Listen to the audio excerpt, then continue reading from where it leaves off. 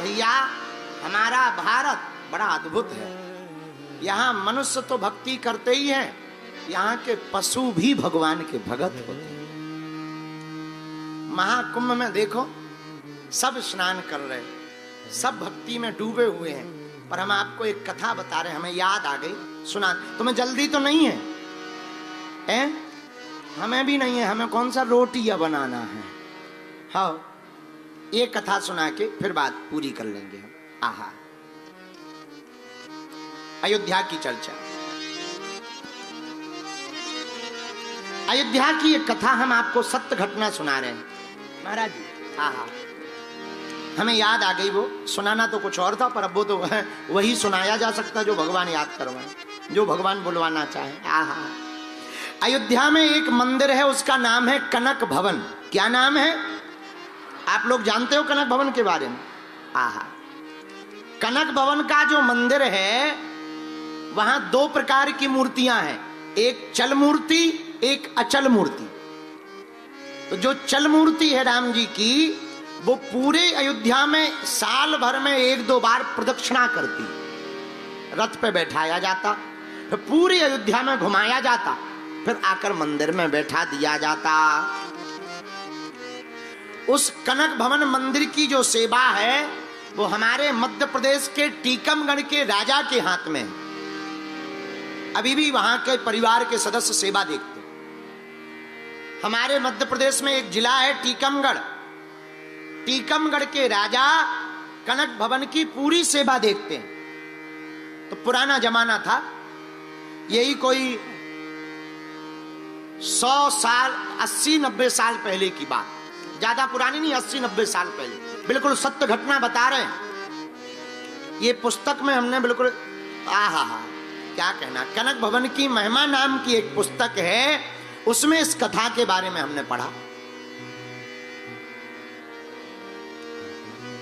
तो मंदिर में घोड़ों की सेवा है रथ के लिए। तो राजा अपने यहां से घोड़े भेजते हैं, अब वो वहीं पर रहते हैं मंदिर में, और उसमें रथ में जो है घोड़ों को लगा करके पूरे अयोध्या की प्रदक्षिणा राम जी की करवाई जाती। 80-90 साल पहले टीकमगढ़ के राजा ने एक घोड़ी भेजी रथ के लिए, उसका नाम था श्यामा। क्या नाम था? श्यामा। भैया थी तो वो घोड़ी, पर इतनी भक्तनी थी, इतनी भक्तनी थी कि एकादशी को कोई कितना भी चारा दाना डाल दे वो पानी तक नहीं पीती थी। हाँ, पानी तक नहीं पीती। और तो ठीक है, दरवाजे से कोई महात्मा निकले तो वो अपना सिर झुका लेती थी, और दिन भर कनक भवन के बाहर खड़ी रहती थी और आंखों में आंसू भरकर राम जी की तरफ निहारती रहती थी। ये कोई हम बहुत पुरानी बात नहीं बता रहे, 80 साल पुरानी बात। नाम था श्यामा। श्यामा नाम की घोड़ी, आहा, बड़ी भगवान की भक्तनी, दिन रात कनक बिहारी जी को देखती। और भैया एकादशी की शाम हो जावे तो श्यामा जी जावे और शाम के समय में कनक भवन के सामने अपना मुख रख करके प्रणाम भगवान को करे। वहां के जितने महात्मा हैं, जो पुराने महात्मा, वो सब जानते हैं। वो बाहर निकलते थे तो कनक भवन में राम जी को प्रणाम करते थे और श्यामा जी को भी प्रणाम करके कहते थे, भैया ये कोई घोड़ी नहीं है, ये भी पूर्व जन्मी कोई महात्मा है। संत दुलार देते, गले से लगा लेते, घोड़ी के सिर पर हाथ फेरते। कोई कोई महात्मा तो अपने गले की माला घोड़ी के गले में डाल देते और घोड़ी गदगद हो जाती। और कभी कभी जो सेवा करने वाले थे घोड़ी के, सबने रोका, मैनेजर नहीं माना। मैनेजर ने स्टेशन पर आकर 3 तारीख का डिब्बा बुक कर दिया और टिकट ला करके दिखाया कि 3 तारीख को श्यामा जी वापस झांसी जा रही हैं। झांसी से वहां कोई राजा का परिवार वाले आएंगे, वो ले जाएंगे, कोई सिपाही आएंगे। इधर श्यामा के कानों में ये भनक पड़ी, आंखों से बहती थी केवल अश्रुधार। आंखों से केवल आंसुओं की धारा बह रही, आंखों से बहती थी केवल अश्रुधारा। और 3 दिन पहले से त्यागा दाना पानी चारा। 3 दिन पहले से ही दाना को त्याग दिया, पानी को त्याग दिया, और रोज कनक भवन के सामने जाके खड़ी हो जावे और अपने मुख को सीढ़ियों पे रख के कहवे, प्रभु सब कुछ छुड़ाना पर अयोध्या का निवास मत छुड़ाना। प्रभु हम बूढ़े हो गए, हम मानते हैं आपकी सेवा नहीं कर पाएंगे, पर प्रभु आपने अगर हमारा अयोध्या छुड़वा दिया तो हम मर जाएंगे। हम चाहते हैं हमारे प्राण भी, श्यामा जी भगवान से विनती करती, रघुनाथ जी हमारे प्राण भी अयोध्या में ही छूटे। रोने लगी बेचारी। श्यामा कहे रघुनाथ सुनो, करी सेवा बसी तुम्हारी राजधानी। वृद्ध भई जब से मैं तो अवध छुड़ावे की हट सबने ठानी। बात सुनी जब ते मैंने, नहीं सूखत है अखियन को पानी। और देह मेरी अवध में छूटे। राम जी देह मेरी अवध में छूटे, करुणा करना सारंग पार। हे प्रभु हमारी देह अयोध्या में छूट जाए। बेचारी कमजोर हो गई, चल नहीं पाती, जमीन में गिर गई, आंखों से आंसू लगातार बह रहा। घोड़ी तो है बेचारी, किसी से बोल नहीं पा रही, रो रही है। संत निकले तो चरणों की तरफ देखवे कि शायद कोई संत अड़ जाए, हमारा वापस जाना मना हो जाए। कभी मंदिर की तरफ देखे, कभी अयोध्या की तरफ देखे, कभी मैनेजर की तरफ देखे, शायद दया लगे और हमको अयोध्या ना छुड़वा दे। आंखों में आंसू भरी बैठी।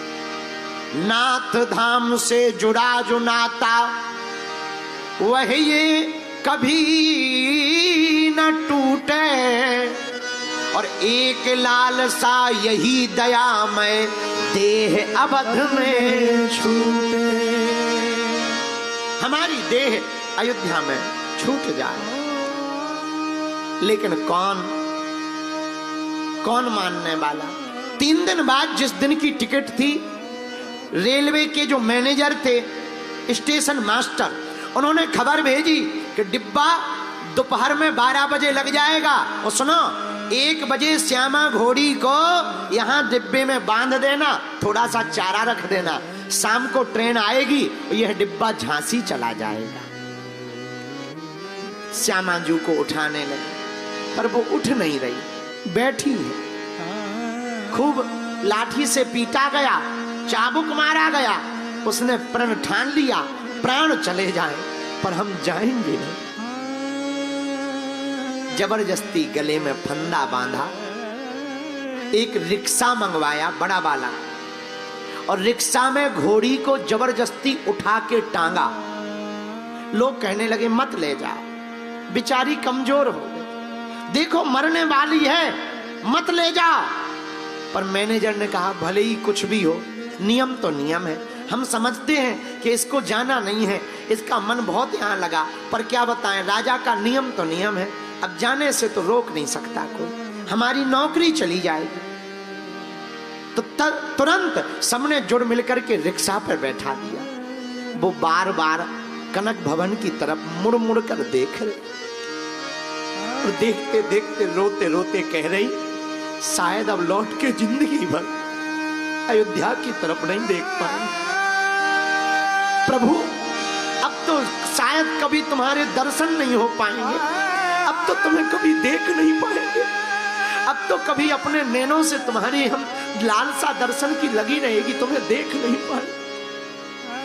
मन से भई उदास, तन से भई कमजोर, असुवन भर भर देखती कनक भवन की। आंसू भर भर के कनक भवन की तरफ देखती। देखो तो पशु भी जिन राम जी से इतना प्रेम करते हो, मनुष्यों की क्या कहना। रिक्शा रेलवे स्टेशन तक आया, टांग करके घोड़ी को श्यामाजू को डिब्बे में डाल दिया, एक चारा का पूरा रख दिया, थोड़ा सा पानी रख दिया और रस्सा को बांध दिया, दरवाजा बंद कर दिया। मैनेजर ने कहा बस 3 घंटे में ट्रेन आने वाली है, तुम खबर कर दो वहां पर। बोले पत्र हमने लिख दिया है। ठीक है। स्टेशन मास्टर भी चला गया, मैनेजर भी वापस आ गया। सब लोग कहने लगे श्यामा बचेगी नहीं। एक सफाई करने वाला भी वहीं था, वो भी बार बार देखता। उसका एक जमादार था सफाई करने वाला, उसका नाम था गुरुदीन। उसने खूब रोका कि हम बहुत जानते हैं श्यामाजू जाएगी नहीं, मर जाएगी, मत भेजो।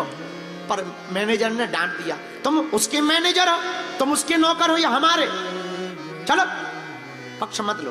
बेचारा चला गया। शाम हुई, ट्रेन आई, मुर्दे के समान शांत पड़ी श्यामा। श्वास भर चल रही पर आंसू बराबर बह रहे। अब तो दरवाजा बंद हो गया तो दिखाई भी नहीं पड़ रहा, तो ऊपर की तरफ देख रही, आसमान की तरफ राम जी को पुकार रही।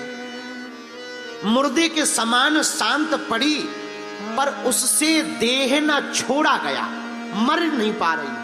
मुर्दे के समान शांत पड़ी पर श्यामा से देह न छोड़ा गया।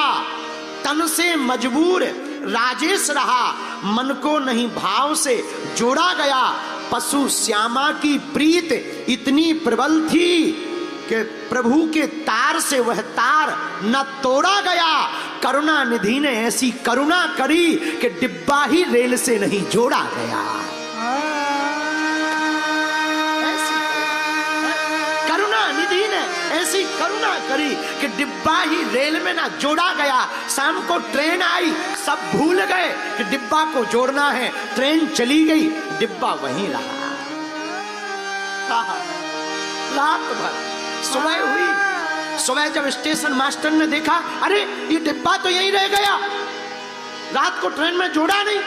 अधिकारियों को बर्खास्त किया, दरवाजा खोला, श्यामा जी मरी पड़ी मिल गई, मानो मर गई हो। मैनेजर को खबर दी, मैनेजर को खबर देकर के कहा क्षमा करो हुई भूल हमी से, किसको दोष लगावे। श्यामा मरी पड़ी डिब्बे में, चाहो सो ले जावे। हमसे दोष हो गया, भूल हो गई, डिब्बा जोड़ा नहीं गया। भैया हमारी भूल को क्षमा करो, चाहो तो श्यामाजू को ले जाओ। संत और जमींदार गुरुदीन आ गया, बोले भैया हमने पहले ही कहा था मत भेजो वरना वो मर जाएगी, तुमने मानी नहीं। सब आए और फिर से रिक्शा मंगाया, और जैसे ही रिक्शा आया और रिक्शे में श्यामा को रखा, गुरुदीन बोला रुको रुको रुको रुको।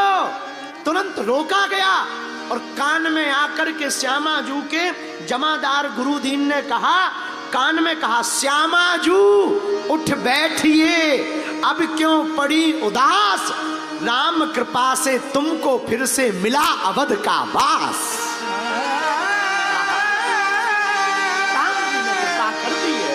तुम्हें फिर से अयोध्या का। और जैसे ही इतना बोला, कान फड़फड़ाने लगे और आंखें खोल करके श्यामा जी उठ करके खड़ी हो गई